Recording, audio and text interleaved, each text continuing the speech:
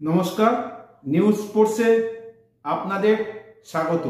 2014-15 মরশুম থেকে আইএসএল শুরু হয়ে আজ পর্যন্ত যতজন গোল্ডেন বুট বিজয়ী হয়েছেন তাদেরকে নিয়ে আজকে আমার এই আলোচনা। প্লিজ চ্যানেলটা সাবস্ক্রাইব করবেন, লাইক করবেন ও শেয়ার করবেন।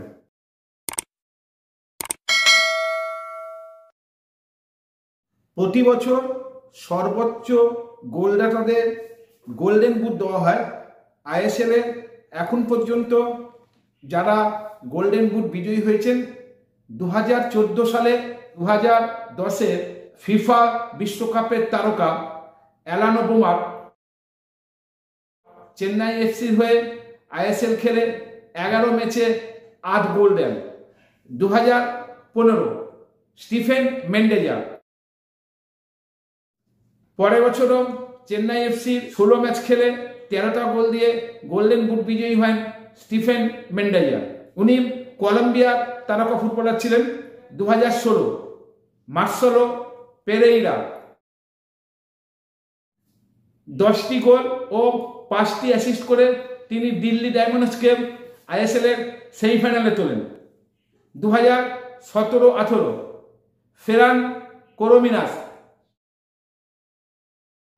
যিনি কোরো নামে পরিচিত ছিলেন, 2017-18 এফসি গোয়ার কোরো 20 ম্যাচে 18টি গোল করে গোল্ডেন বুট বিজয়ী হন।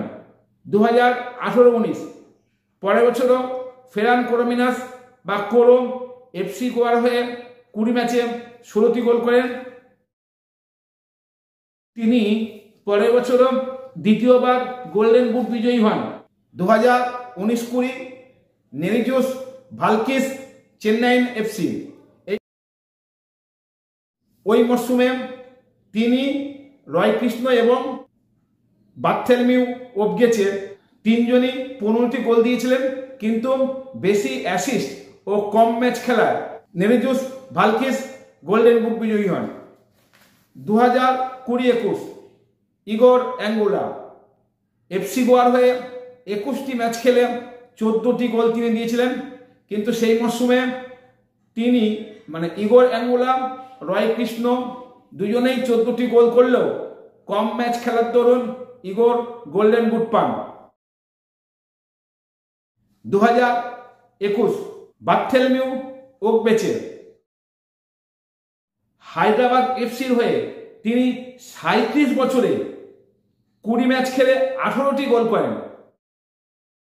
এবং ওই বছর হায়দ্রাবাদ এফসি আইএসএল জেতে।